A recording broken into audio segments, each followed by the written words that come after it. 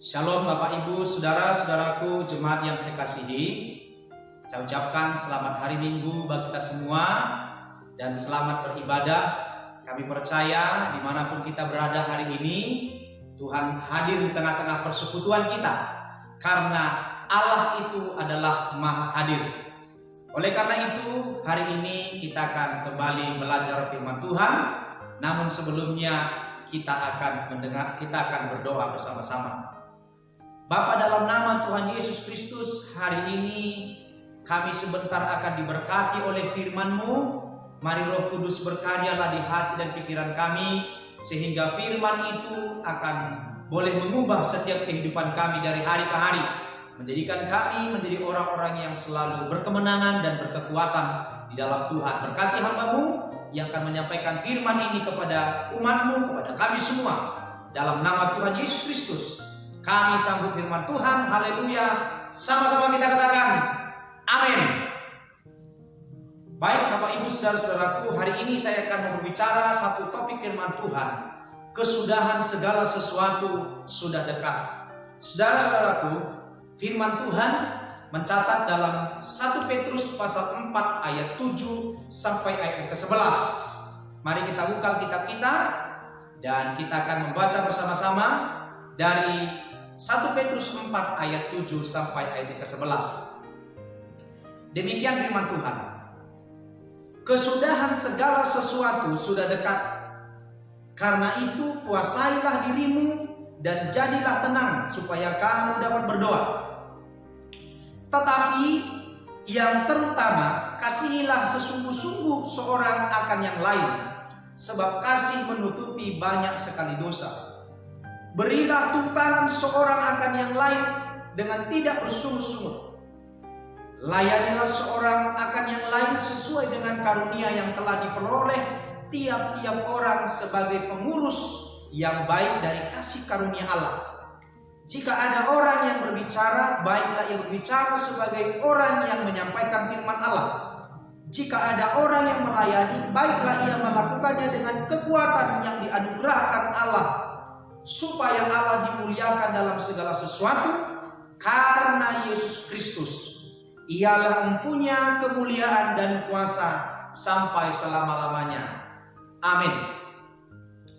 Saudara-saudaraku yang saya kasihi, semua yang ada di dalam dunia ini sedang berjalan ke sebuah titik terakhir, yaitu segala sesuatunya akan selesai. Kita sedang berjalan menuju satu titik terakhir dan semuanya akan berakhir. Tidak ada yang kekal. Mungkin caranya berbeda. Bisa secara personal maupun juga secara universal atau secara keseluruhan. Tetapi yang jelas, kita makhluk hidup, apapun yang ada dalam dunia ini sedang berjalan menuju satu titik akhir. Satu titik akhir. Saudara-saudaraku, Alkitab mengatakan bahwa di bawah kolong langit ini tidak ada yang kekal, termasuk saya dan saudara. Tubuh kita, manusia kita, tidak ada yang kekal. Bumi yang kita tempati, gereja yang kita tempati, rumah yang saudara tempati, tidak ada yang kekal. Hidup akan berakhir. Kekayaan pasti akan selesai. Jabatan pun akan lenyap. Saudara-saudaraku, Matius 24 ayat 35 berkata, langit dan bumi akan berlalu, tetapi firman Tuhan tidak akan berlalu. Langit dan bumi yang kita tempati ini akan berlalu, artinya suatu kali akan selesai, akan berakhir. Maka apa yang disampaikan oleh Rasul Petrus ini adalah merupakan satu peringatan akan kita semua, supaya kita jangan terlalu berfokus terhadap apa yang ada di dalam dunia ini. Jangan sampai kita mengarahkan fokus kehidupan kita ini seakan-akan dunia inilah menjadi tempat kita untuk selama-lamanya. Ingat Bapak Ibu, saudara-saudaraku orang percaya, Dunia ini bukan tempat kita selamanya, hanya sementara. Alkitab mencatat bahwa kesudahan segala sesuatu sudah dekat. Kesudahan segala sesuatu sudah dekat. Ada beberapa hal yang boleh saya perhatikan dari ayat ini dan akan menjadi perenungan bagi kita, akan menjadi berkat bagi kita. Bahwa kesudahan segala sesuatu sudah dekat, termasuk virus COVID-19. Kita percaya bahwasannya virus COVID-19 ini akan segera berakhir. Katakan amin. Saudara-saudaraku yang berkati Tuhan Yesus Kristus, dalam menjalani masa-masa yang dikatakan firman Tuhan, kesudahan segala sesuatu sudah dekat. Kesudahan bumi ini, kesudahan apa-apa yang ada dalamnya sudah dekat. Saudara, kita sebagai orang percaya, langkah yang harus kita lakukan adalah yang pertama. Alkitab mencatat dalam 1 Petrus 4 ayat 7 ini mengatakan, pertama adalah kuasailah dirimu. Saudara-saudara yang dikasih Tuhan Yesus Kristus, dalam diri kita manusia ada beberapa unsur yang harus kita kuasai setiap hari, dan hal itu tidak boleh kita pandang sepele. Jika saudara-saudaraku yang dikasih Tuhan Yesus Kristus tidak mampu menguasai diri, kita sedang berada menuju satu tempat yang kurang baik untuk kita tempati. Saudara, dalam diri kita hal-hal yang harus kita kuasai supaya kita dapat mempermuliakan Tuhan dan memiliki suatu kehidupan yang lebih baik. Saudara, kita harus menguasai diri kita. Yang pertama kita kuasai dalam diri kita adalah pikiran. Bukankah pikiran kita ini seringkali menjadi musuh terbesar dalam diri kita? Pemazmur berkata dalam Mazmur 139 ayat 23, mengatakan di sana, selidikilah aku ya Allah, ujilah aku dan kenallah pikiran-pikiranku. Saudara-saudaraku, pikiran yang ada di dalam otak kita ini, yang ada dalam kepala kita ini, ketika pikiran kita ini terganggu, maka semuanya akan berpengaruh. Ketika pikiran saudara sedang terganggu, maka perilaku saudara pun akan sering berubah 180 derajat. Ketika pikiran kita ini sudah mulai terkontaminasi, maka perbuatan-perbuatan kita sering sekali menjadi perbuatan yang kurang benar, sehingga hidup kita berada di tempat yang kurang baik. Saudara-saudara, itu yang perlu kita harus pahami. Kuasai pikiran kita. Alkitab mengatakan, kenallah pikiran-pikiran. Bagaimana sekarang pikiran saudara? Apakah pikiran saudara masih berada di dalam pikiran-pikiran yang positif? Berada dalam pikiran-pikiran yang benar? Atau barangkali dalam kondisi yang kita alami hari ini, pikiran kita sudah mulai sekali memikirkan hal-hal yang tidak perlu harus kita pikirkan. Saudara, kuasai pikiranmu. Amin. Kuasai pikiranmu dengan firman Allah. Karena ketika pikiran kita ini tidak selaras dengan firman Tuhan, saya pastikan perbuatanmu pun akan menjadi perbuatan yang mengandung unsur-unsur dosa. Saudara-saudaraku jemaat yang saya kasihi, orang-orang percaya yang saya kasihi, kuasailah dirimu, kata firman. Di dalam diri kita ini ada terdapat pikiran. Lalu yang berikutnya, kuasai hatimu. Pikiran dan hati ini harus kita kuasai. Ketika hati kita tidak kita jaga dengan baik, sering sekali kehidupan kita, perilaku kita, perbuatan kita, sikap kita tidak seperti yang Tuhan inginkan lagi. Ketika hatimu sudah terkontaminasi dengan dosa, ketika hatimu sudah terkontaminasi dengan akar pahit, ketika hatimu sudah terkontaminasi dengan hal-hal yang mengandung unsur dosa, saudara-saudara yang saya kasih dalam nama Tuhan Kristus, hati kita ini adalah sentral kehidupan kita. Amsal 15 ayat 13 berkata, hati yang gembira membuat muka berseri-seri, tetapi kepedihan hati mematahkan semangat. Saudara-saudaraku, hati yang gembira adalah membuat muka berseri-seri, membuat wajah saudara akan semakin berseri-seri. Ketika hati kita dipenuhi dengan kasih Tuhan, dipenuhi dengan kemuliaan Tuhan, dipenuhi dengan kebenaran firman Tuhan, saya pastikan perbuatanmu, sikapmu akan menjadi sesuatu hal yang menyenangkan. Saudara-saudaraku, hati gembira membuat manusia berseri-seri, tetapi kepedihan akan membuat mematahkan semangat. Hati, Amsal 17:20 berkata, hati yang gembira adalah obat yang manjur, tapi semangat yang patah mengeringkan tulang. Mungkin hari ini engkau sedang disakiti oleh orang lain, disakiti oleh istrimu, disakiti oleh suamimu, disakiti oleh anak-anakmu, atau siapapun bisa saja menyakiti hatimu. Saudara-saudaraku, jaga hati kita ini. Jangan sampai kita berada di dalam ikatan akar pahit, ikatan kuasa-kuasa dosa. Saudara-saudaraku, ketika hatimu sudah terisi dengan akar pahit, dendam, dan iri lain sebagainya, saudara, engkau sedang berada di tengah-tengah kehidupan yang tidak baik. Karena apa? Hati kita sentral, pusat hidup kita. Saudara tahu ketika Jakarta pertama kali terdeteksi, kota yang pertama kali adalah Jabodetabek, di mana terdapat di sana orang-orang yang sedang positif dalam virus corona.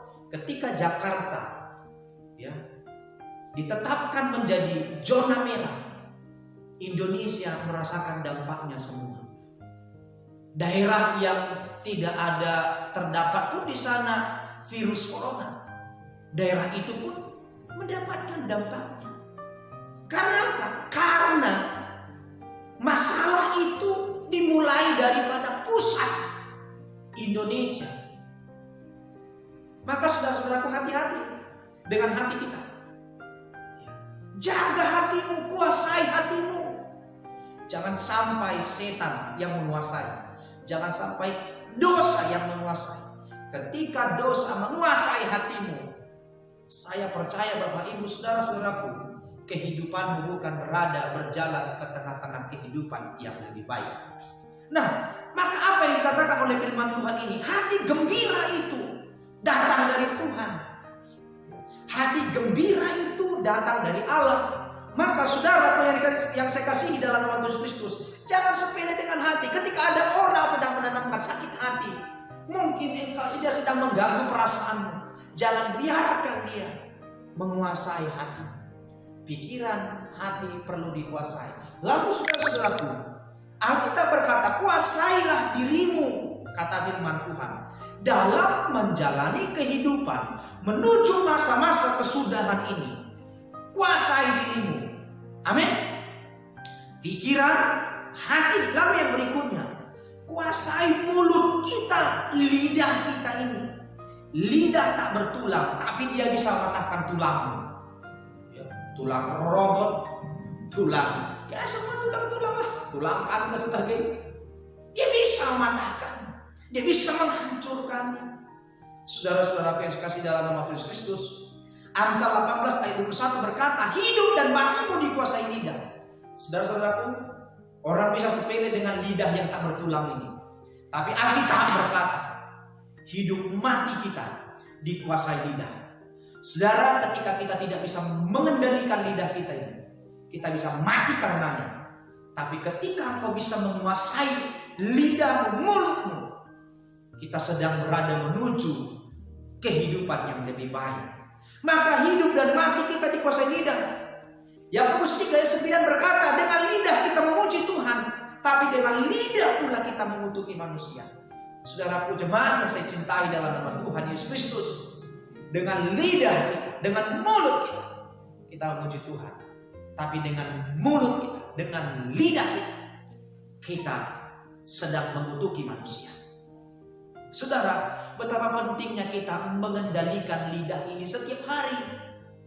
Ya, Ada penelitian berkata, katanya kalau perempuan itu berbicara bisa lebih daripada 15.000 kata-kata setiap hari. Coba kita bayangkan, 15.000 kata-kata. Mungkin ibaratkan kata-kata itu seperti seutas tali. Mungkin itu bisa sampai Siantar menuju Medan atau barangkali lebih. Karena begitu panjangnya. Ini penelitian.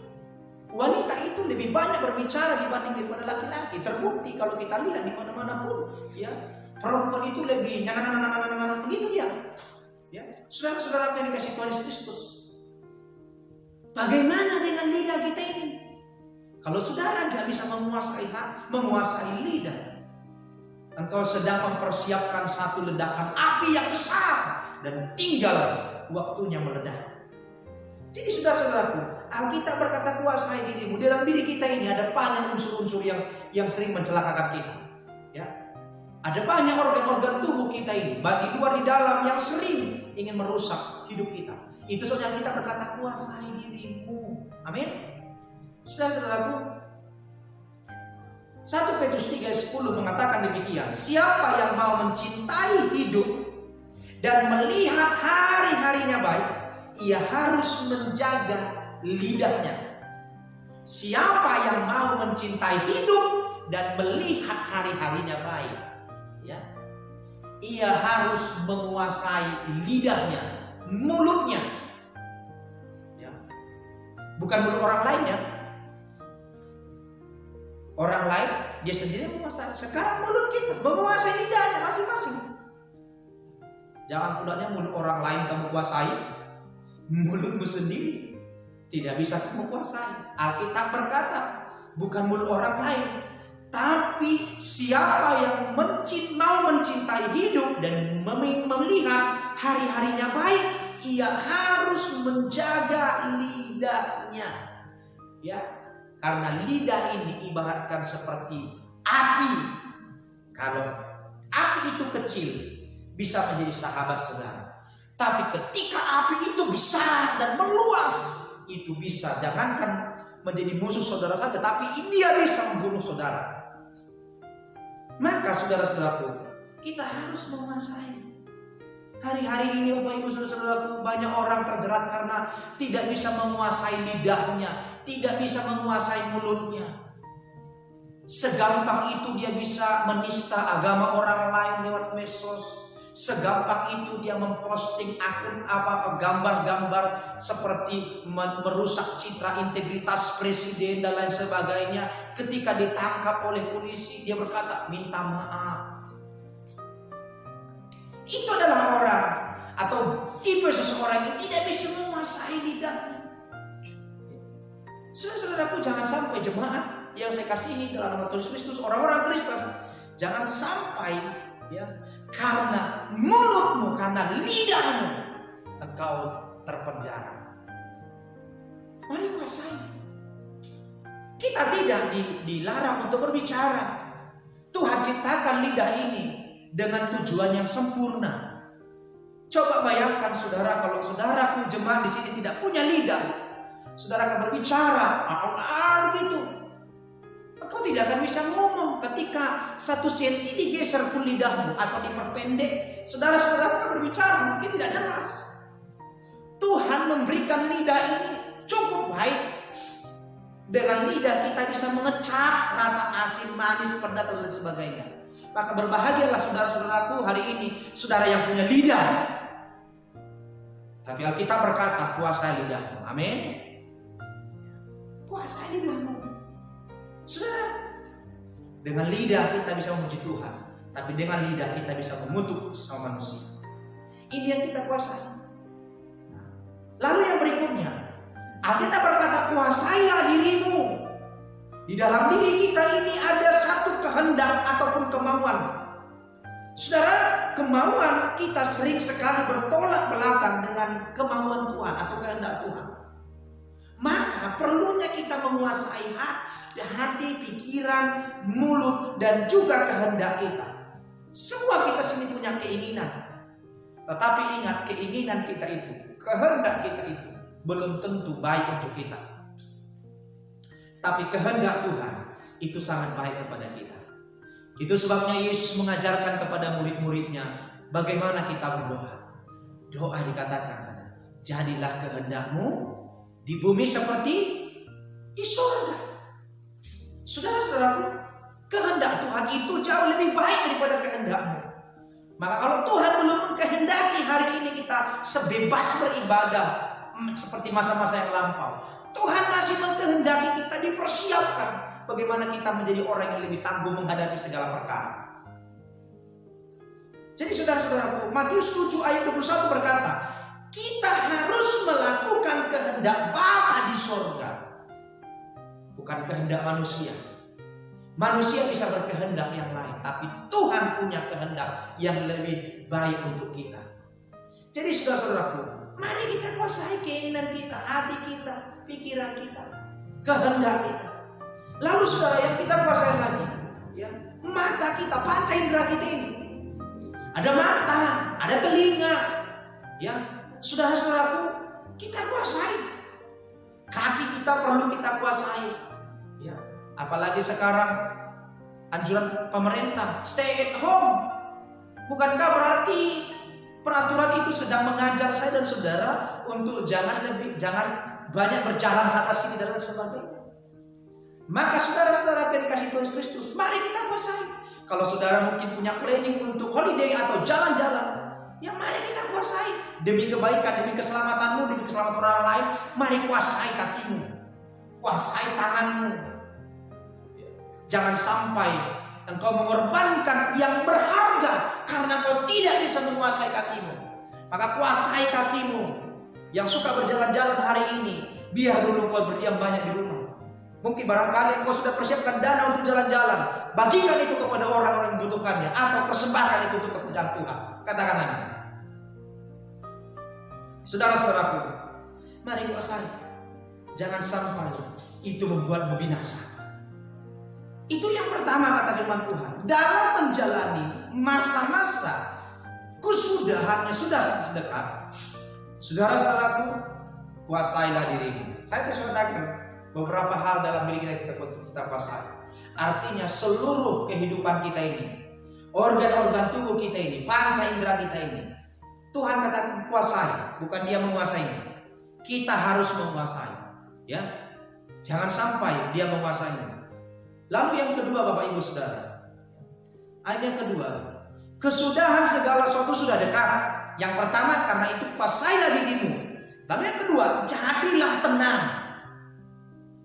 Saudara, untuk menyelesaikan sebuah masalah besar, masalah kecil, diperlukan satu sikap ketenangan.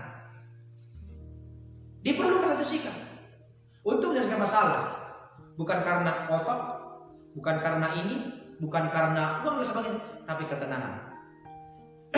Kita diperlukan ketenangan. Bukankah satu maklumat Polri atau anjuran Bapak Presiden dalam pemerintah kita berkata, jangan panik.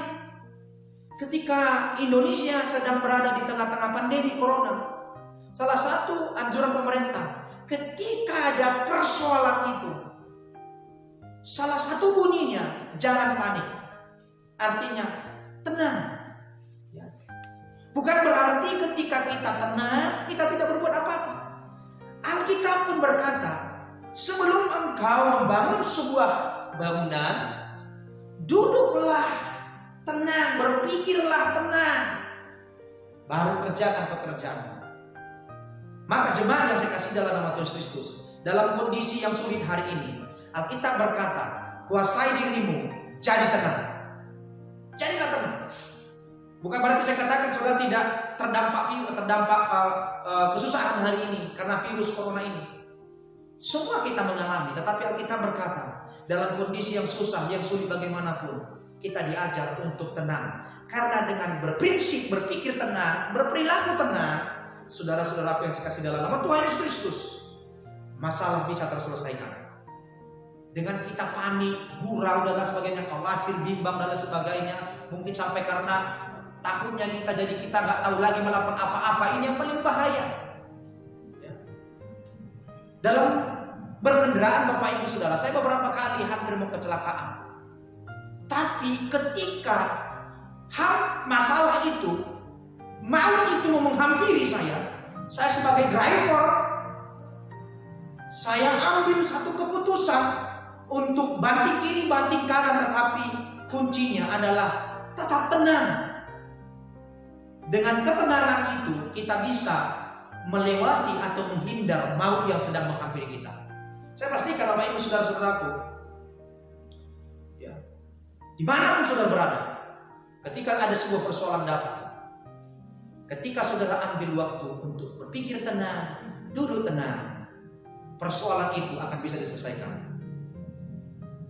Pemazmur 23 ayat 2 berkata, Ia membimbing aku ke air yang tenang. Jadi tempat yang paling bisa membuat kita tenang adalah di dalam Tuhan. Saudara, tetaplah dalam Tuhan. Ketika ada persoalanmu, kemana kau pergi? Apakah kepada Tuhan atau kepada yang lain? Saya pastikan saudara, ketika kau pergi ke tempat yang bukan jawaban yang tepat, hatimu semakin akan kacau, pikiranmu akan semakin rusak. Tapi ketika ada persoalan, kau datang di kaki Tuhan, duduk di kaki Tuhan, saya percaya hatimu pasti tenang. Di dalam Yesus ada ketenangan. Ada pujian berkata, kalau ku cari damai, hanya ku dapat dalam Yesus. Orang bisa mencari damai kemana-mana, mencari ketenangan kemana-mana. Mungkin orang Batak berpikir cari ketenangan itu ke pak tertua, bukan ke situ. Atau ke kafe-kafe remang-remang, bukan ke situ. Tempat yang paling tepat untuk mencari ketenangan adalah duduk di kaki Tuhan. Saudara bisa berdoa di rumah, saudara bisa datang beribadah ke gereja dan lain sebagainya. Saudara-saudara, itu adalah solusi yang lebih tepat, bukan ke tempat-tempat yang lain. Saudara mungkin berpikir dengan merokok, galan, jisamsu dan lain sebagainya, saudara bisa berkata tenang. Itu hanya solusi yang kurang tepat, atau mungkin hanya ibaratnya seperti obat yang hanya menghilangkan rasa sakitnya, tapi bukan mengobati. Ya, besok dia akan buat lagi sudah susah. Tapi datanglah kepada Tuhan, hadilah tenang. Mazmur Daud berkata, Ia membimbing aku ke air yang tenang. Tuhan tidak akan pernah membawa saudara-saudaraku dari kesusahan yang satu masuk kepada kesusahan yang lain. Tapi Tuhan membawa kita dari kesusahan yang kita alami menuju kepada kehidupan yang lebih tenang. Tetapi saudara-saudaraku harus mau dibimbing, harus mau diatur. Jangan pula mengatur. Jadi saudara-saudaraku, Pemazmur berkata dalam Mazmur 62 ayat 2 dikatakan, hanya dekat Allah saja aku tenang, daripadanya lah keselamatanku. Dalam kondisi yang sulit hari ini, dalam kondisi yang kurang baik hari ini, kita diajar menguasai diri kita dan jadilah tenang.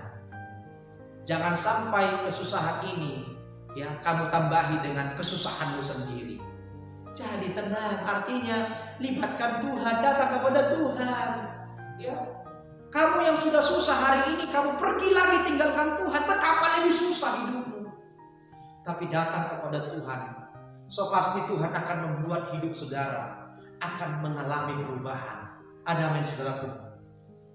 Yang ketiga dan yang terakhir, Alkitab berkata, kesudahan segala sesuatu sudah dekat. Langkah apa yang kita lakukan? Yang ketiga adalah kamu harus berdoa. Banyak berdoa. Saya akan baca ayat yang ketujuh ini. Hari ini saya fokus kepada ayat yang ketujuh ini saja dulu. Ya. Kesudahan segala sesuatu sudah dekat, karena itu kuasailah dirimu dan jadilah tenang, supaya kamu dapat berdoa. Saudara-saudaraku, Alkitab berkata, kuasai dirimu, jadi tenang, supaya kamu dapat berdoa.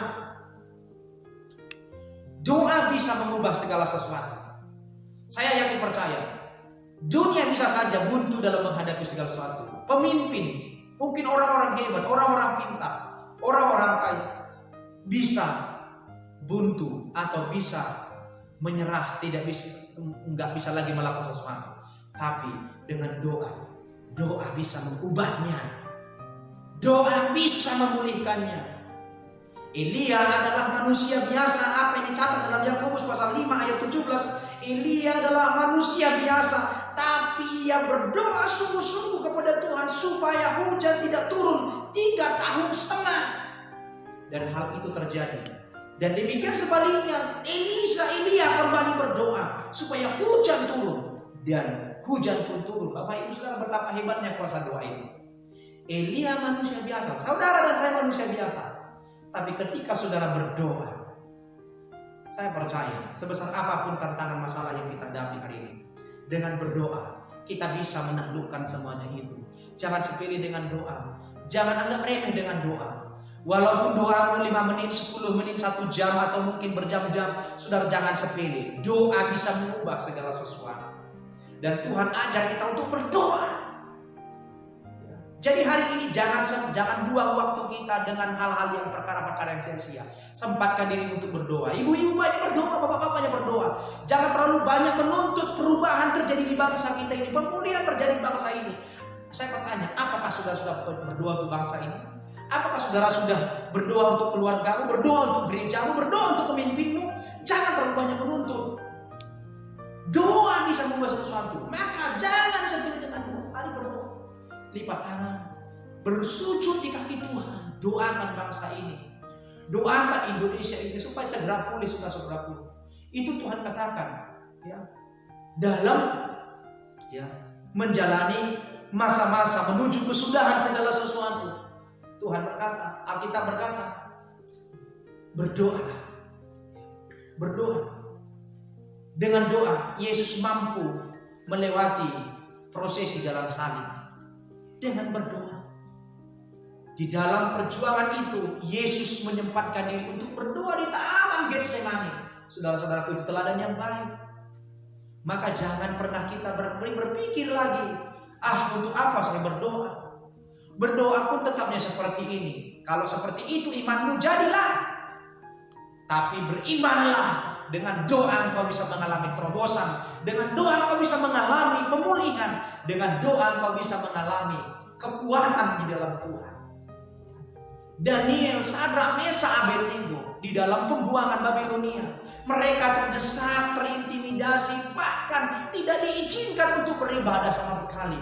Bapak, Ibu, saudara-saudaraku, mereka mengambil langkah yang tepat dengan berdoa. Alkitab mencatat dalam kitab Daniel, 3 hari sehari Daniel menghadap Yerusalem, berdoa, bersujud di kaki Tuhan. Demikian juga Sadrak, Mesakh, Abednego dan saudara di sana, mereka juga berdoa walaupun mereka di tengah-tengah ancaman yang sangat besar. Saudara-saudara, Alkitab mengatakan mereka terluput daripada segalanya, terluput dari rencana-rencana jahat. Saudara, dengan berdoa. Hari ini kita tidak bisa banyak berbuat hal untuk pemulihan COVID ini. Saudara, apa yang bisa lakukan? Kita tidak memahaminya bagaimana caranya. Mungkin kita hanya bisa mengikuti SOP pemerintah, protokol pemerintah. Itu saja. Tapi yang jelas, yang paling dahsyat dan luar biasa yang bisa saudara-saudara lakukan dan saya adalah berdoalah untuk bangsa ini, berdoalah untuk para medis, berdoalah untuk mereka yang sedang terpapar, berdoalah untuk gereja-gereja hari ini yang sedang tertutup, mungkin tidak bisa beribadah seperti biasa-biasanya kita. Saudara-saudara, mari kita berdoa, angkat tangan kepada Tuhan. Saya percaya tidak ada doa yang dinaikkan dengan sungguh-sungguh tidak menghasilkan kuasa yang besar. Doa yang dinaikkan dengan sungguh-sungguh, kuasanya sangat besar dan dahsyat. Itu yang kita katakan. Maka yang ketiga, hal ini akan membuat kita menjadi orang yang memiliki kemenangan, kekuatan dalam menjalani masa-masa kesudahan segala sesuatu. Ketiga poin firman Tuhan sampaikan tadi. Mari saudara lakukanlah. Mari lakukan agar saya kita berjalan menuju kehidupan yang lebih baik, dari baik menuju ke lebih yang baik lagi. Tuhan sedang mempersiapkan kita hari ini, sedang menuju kepada kehidupan yang kekal di surga yang abadi. Saudara-saudaraku, saya mau akhiri khotbah saya hari ini. Saya pastikan Bapak Ibu, saudara-saudaraku, dunia ini pasti berakhir. Kita sudah katakan, dunia pasti berakhir. Saudara dan saya pasti akan berakhir, akan selesai. Orang kaya, orang miskin, pejabat, masyarakat biasa, hamba Tuhan, jemaat, semua akan selesai. Lalu pastikan hidup kita tetap ada dalam Tuhan. Kuasai dirimu dengan firman Tuhan, Kuasai hatimu dengan kekuatan Tuhan, lalu jadilah tenang dan banyaklah berdoa, supaya kita melihat Tuhan tetap boleh menyertai kita. Tuhan tetap boleh menyertai keluargamu, menyertai bangsa kita, menyertai gereja ini, menyertai saudara-saudaraku dimanapun berada. Hal itu akan terjadi. Saudara, kita lakukan ini untuk kemuliaan nama Tuhan dan untuk kebaikan kita semua. Saya akhiri khotbah ini. Saya mau ajak saudara-saudaraku untuk boleh menundukkan hati sebentar kepada Tuhan. Saya mau berdoa untuk saudara. Saya mau ajak kita sama-sama melihat tangan Tuhan yang sedang terulur atas kehidupan kita. Saya tutup Alkitab kita. Mari sama-sama kita datang kepada Tuhan. Mari angkat tanganmu kepada Tuhan. Tuhan, inilah kami umat-Mu yang senantiasa Tuhan melihat kebesaran-Mu dalam hidup kami. Kami tahu Tuhan bahwa segala sesuatu yang ada di bumi ini akan berakhir. Apapun yang kami miliki hari ini, bahkan tubuh yang kami miliki hari ini suatu kali akan berakhir. Mari Tuhan, kami tetap hidup di dalam anugerah-Mu Bapa, hidup dalam kebenaran firman-Mu.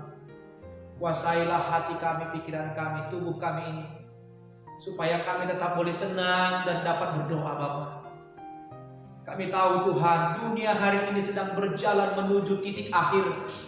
Kami juga sebagai umat ciptaan-Mu berjalan menuju titik akhir. Sebab itu ya Tuhan, pimpin kami, tuntun kami Tuhan. Saudara-saudaraku yang hari ini sedang mengangkat tangan, yang sedang membuka hatinya mendengar firman ini, mereka pasti dikuatkan, diteguhkan. Biarlah kehidupan kami menjadi kehidupan yang berarti untuk Tuhan dan untuk sama kami, supaya nama-Mu dipermuliakan. Kami tahu Tuhan menciptakan kami supaya kami dapat memuliakan Tuhan dan memberkati sesama kami. Terima kasih Tuhan untuk firman-Mu hari ini. Jamah hati kami, pulihkan kami, kuatkan kami, biar kami tetap di dalam Tuhan. Terima kasih Bapa, terpujilah nama-Mu Tuhan hari ini. Kami mengucap syukur dalam nama Tuhan Yesus Kristus. Saudara dan saya orang percaya yang diberkati sama-sama kita katakan, amin.